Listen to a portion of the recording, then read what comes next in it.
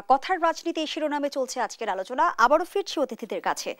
জনাব রেজাউল করিম, যে আলোচনায় আমরা ছিলাম, আপনি বলছিলেন সরকারের আসলে কোন কোন ক্ষেত্রে আরো সক্রিয়ভাবে পদক্ষেপ নেওয়া উচিত, কিন্তু উপদেষ্টারা আবার অভিযোগ করছে যে সরকারের বিভিন্ন পদক্ষেপে বা বিভিন্ন কর্মকাণ্ডের রাজনৈতিক দলগুলো হস্তক্ষেপ করে থাকে। হ্যাঁ, সেটা যদি তারা অভিযোগ করে কোন কোন ক্ষেত্রে তারা হস্তক্ষেপ করেছে সেটাও সুস্পষ্ট করা দরকার। এটা তো একটা জেনারেলাইজ অভিযোগ।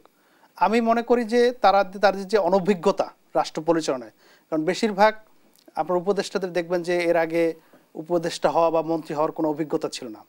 তারা আসলে এই সিভিল অ্যাডমিনিস্ট্রেশনকে বা তাদের মন্ত্রণালয়কে ডিল করতে পারতেছেন না। আর সে কারণেই এখন রাজনৈতিক দল থেকে কোনো পরামর্শ আসলে তারা মনে করেন যে এটা তাদের উপর চাপিয়ে দেওয়া হচ্ছে। কিন্তু আজকে দেশের যে সমস্যা, ফর এক্সাম্পল আপনি দ্রব্যমূল্যের ঊর্ধ্বগতি কথাই চিন্তা করেন, সেখানে হঠাৎ করে আপনারা একটা বিভিন্ন আইটেমের উপর, ইভেন খাবারের আইটেমের উপর ভ্যাট চাপিয়ে দেওয়া হলো, আবার সেটা প্রত্যাহার করা হলো।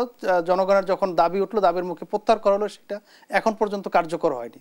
তো এই যে একটা আপনার মুশকিল বা একটা আপনার তাদের যে অদক্ষতা, এটাতে কিন্তু জনগণ ক্ষতিগ্রস্ত হচ্ছে। আপনার জনগণ কিন্তু তাদের নাভিশ্বাস উঠে যাচ্ছে।